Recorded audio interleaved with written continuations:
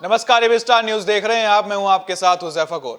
कोयला संकट के बीच केंद्र सरकार पूरी तरह से मुस्तैद हो गई है। एक तरफ जहां केंद्र सरकार कोयला आपूर्ति बढ़ाने में जुटी हुई है, वहीं सरकार इस हालात की लगातार समीक्षा भी कर रही है। सोमवार को गृह मंत्री अमित शाह ने कोयला मंत्री प्रहलाद पटेल और ऊर्जा मंत्री आर.के. सिंह के अलावा कोल इंडिया और एनटीपीसी के अफसरों के साथ बैठक भी की थी। अब इसी मुद्दे पर पीएम मोदी भी जल्द ही एक समीक्षा बैठक कर सकते हैं। पीएम मोदी की इस समीक्षा बैठक में शामिल होने से ही यह बात साफ हो जाती है कि यह मामला कितना गंभीर है और केंद्र इस पर कितना अलर्ट है। मिली जानकारी के अनुसार देश में बढ़ते कोयला संकट से निपटने के लिए कोयला मंत्रालय, रेलवे मंत्रालय, ऊर्जा मंत्रालय ने मिलकर एक क्राइसिस ग्रुप बनाया है। इस ग्रुप में तीनों मंत्रालय के बड़े अफसरों के अलावा बड़ी बिजली कंपनियां के अधिकारी भी शामिल है, जो कोयला संकट पर 24 घंटे नजर बनाए हुए। ये ग्रुप कोयले की डिमांड को लेकर देखते हुए कोयले से लदी मालगाड़ियों को डाइवर्ट भी करता है। देश के 135 बड़े थर्मल पावर प्लांट की सेंट्रल इलेक्ट्रिसिटी अथॉरिटी यानी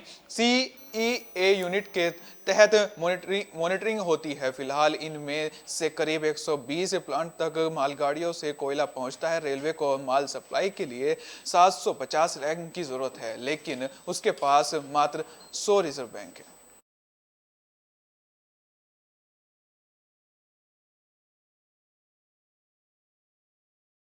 दिल्ली पुलिस की स्पेशल सेल को बड़ी कामयाबी मिली है। दिल्ली के लक्ष्मी नगर के रमेश पार्क से पाकिस्तानी आतंकी को गिरफ्तार किया गया है।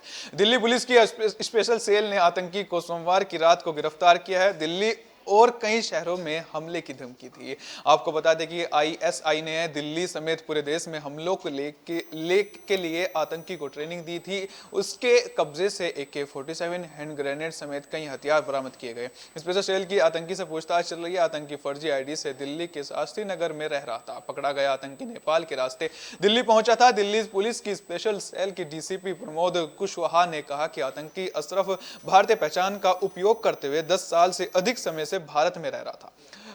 प्रारंभिक जांच में स्लीपर सेल के रूप में उसकी स्लिप का पता चला, जो विध्वंस गतिविधियों को अंजाम दे रहा था। वहीं गिरफ्तार आतंकी अशरफ अली के मकान मालिक उजैब ने कहा कि वह यहां 6 महीने तक रहा। उसके जाने के बाद हम उसके संपर्क में नहीं थे। जरूरत पड़ी तो हम पुलिस का सहयोग करेंगे।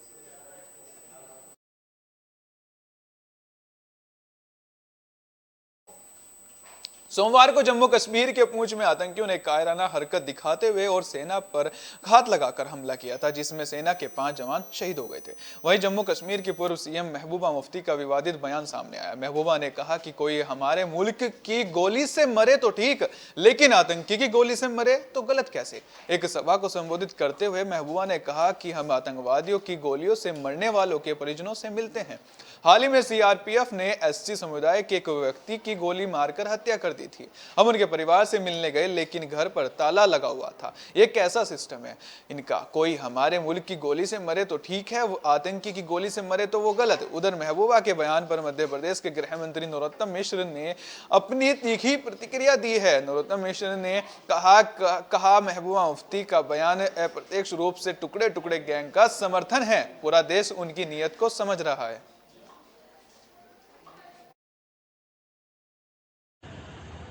जब कोई मिलिटेंट की गोली से मारा जाता है, हम वहां चले जाते हैं, जाने देते हैं। मगर जब कोई इनकी गोली से, जब अभी पिछले 3 दिन पहले CRPF ने एक परवेज को, एक शेड्यूल ट्राइब का गुजर लड़का था, उसको नाके पे वो रुकी नहीं, उसकी गाड़ी उसको मार दिया। मैं वहां जाना चाहती थी, दौरन उकरना, दरवाजे पे ताला। ये कैसा सिस्टम है इनका कि अगर हमारे मुल्क की गोली से कोई मरे वो ठीक है, और मिलिटेंट की गोली से मरे वो गलत है। दोनों गलतियां बराबर है मेरे नजर में। ये में लोग ID को देखकर, पहचान देखकर मार रहे हैं, उस पर महबूबा कुछ नहीं बोले, लेकिन ड्रग्स के ऊपर जरूर बोले। ये उनकी नीयत समझ में आ रही है और देश भी समझ रहा है इस बात। जो भी बेहतनकारी लोग हैं और ऐसी मानसिकता के लोग हैं, ये अप्रत्यक्ष रूप से टुकड़े टुकड़े गैंग का समर्थन है। और हम ये टुकड़े टुकड़े वाली मानसिकता जो है जम्मू कश्मीर में एक मुठभेड़ में सेना के 5 जवानों के शहीद होने के एक दिन बाद शिवसेना ने मंगलवार को कहा कि आतंकवादियों के साथ आमने सामने की लड़ाई में सैनिकों की मौत का 5 गुना बदला लिया जाना चाहिए। शिवसेना के मुखपत्र सामना के एक संपादकीय में दावा किया गया है कि जम्मू कश्मीर को दिए गए विशेष अधिकारों को छीनने वाले अनुच्छेद 370 के विशेष प्रावधानों को रद्द करने के बाद से पाकिस्तान के हमदर्दों का हौसला बढ़ा है। इसमें कहा गया है कि आतंकवादी ऐसा माहौल बनाने की कोशिश कर रहे हैं जहां दूसरे धर्म के लोग घाटी में प्रवेश नहीं कर सके। आपको बता दें कि हाल ही के हफ्तों में आतंकवादी हमलों में तेजी आई है, जिसमें एक प्रमुख कश्मीरी पंडित व्यवसायी और एक स्कूल शिक्षक सहित कई नागरिक मारे गए। इन हत्याओं का जिक्र करते हुए शिवसेना ने कहा कि इस तरह की हिंसक घटनाएं इस बात का एहसास कराती हैं कि क्या 1990 के दशक की तरह स्थिति बन रही है, जब हजारों कश्मीरी पंडितों को घाटी छोड़ने के लिए मजबूर किया गया था। पार्टी ने अपने संपादकीय में कहा कि जब तक 5 सैनिकों को मारने वाले आतंकवादियों को कुचला नहीं जाता, तब तक भारतीय मन को शांति नहीं मिलेगी। इससे पहले कि सुरनकोट मुठभेड़ में शहीद हुए 5 सैनिकों का खून सूख जाए, इस मौत का 5 गुना बदला लिया जाना चाहिए। राजस्थान के शिक्षा मंत्री गोविंद सिंह डोटासरा ने एक अजीबोगरीब बयान दिया है जो इन दिनों अचानक से सुर्खियों में है। दरअसल शिक्षा मंत्री गोविंद सिंह ने एक कार्यक्रम में बयान दिया कि जिस स्कूल में महिला शिक्षक अधिक होती हैं वहां झगड़े भी ज्यादा होते हैं। अंतर्राष्ट्रीय बालिका दिवस पर गोविंद सिंह डोटासरा शिक्षकों को संबोधित करते हुए कहा कि सरकार ने हर जगह महिलाओं को प्राथमिकता दी हुई है और महिलाएं थोड़े और प्रयास से बहुत आगे आ सकती हैं।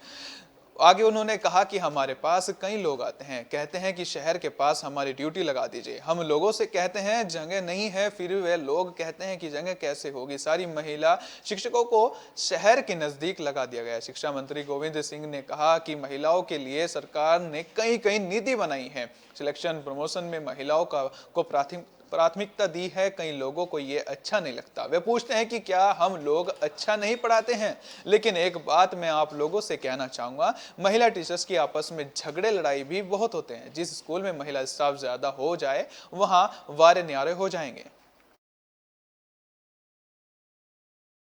बहुचर्चित रणजीत सिंह हत्याकांड मामले में सीबीआई की विशेष अदालत ने मंगलवार को डेरा मुखी राम रहीम समेत 5 दोषियों की सजा पर बहस पूरी कर ली है। अब 18 अक्टूबर को सजा का ऐलान होगा। इस दौरान पूरे पंचकुला में सुरक्षा के कड़े इंतजाम थे। पुलिस ने 17 नाके लगाकर शहर की सुरक्षा में 700 जवानों को तैनात किया था। जिला अदालत के बाहर भी पुलिस के जवान बड़ी संख्या में तैनात थे। जिले में धारा 144 लागू थी। राम रहीम इन दिनों रोहतक की सुनारिया जेल में बंद है। आपको बता दें कि डेरा मुखी राम रहीम की रोहतक की सुनारिया जेल से वीडियो कॉन्फ्रेंसिंग के माध्यम से सीबीआई की विशेष अदालत में पेशी हुई। वहीं दोषी कृष्ण कुमार, अवतार, जसवीर और सबदिल को सीबीआई कोर्ट के सामने पेश किया गया। पेशी के दौरान राम रहीम पहले से काफी कमजोर दिखे। हालांकि चेहरे पर कोई शिकवा नहीं थी। राम रहीम ने सिर पर सफेद टोपी पहन रखी थी और दाढ़ी काली थी। कुछ दिन पहले ही राम रहीम ने रोहतक की सुनारिया जेल में मानव अधिकार आयोग से अपनी दाढ़ी काली कराने की भी अपील की थी। नागरिक विमानन मंत्रालय ने कोरोना महामारी के बाद घरेलू उड़ानों पर लगाई पाबंदी में बड़ी राहत दे दी है। 18 अक्टूबर से घरेलू व्यावसायिक उड़ानों में यात्रियों की क्षमता को लेकर लागू पाबंदियां हटा ली गई हैं। इससे उड़ानों का संचालन पूरी क्षमता से किया जा सकेगा। सितंबर में सरकार ने घरेलू उड़ानों की यात्री क्षमता 72.5% से बढ़ाकर 85% कर दी थी। अब अगले सोमवार से 100% क्षमता के साथ देश में उड़ानों का संचालन किया जा सकेगा। पूर्ण यात्री क्षमता से उड़ानों के संचालन की इजाजत देने के साथ ही मंत्रालय ने एयरलाइंस व एयरपोर्ट ऑपरेटरों से यह भी कहा है कि वे कोविड-19 को फैलने से रोकने के उपाय सुनिश्चित करें और यात्रा के दौरान कोविड अनुकूल व्यवहार का कठोरता से पालन कराएं। इस बुलेटिन में फिलहाल के लिए इतना ही। दीजिए इजाजत। नमस्कार।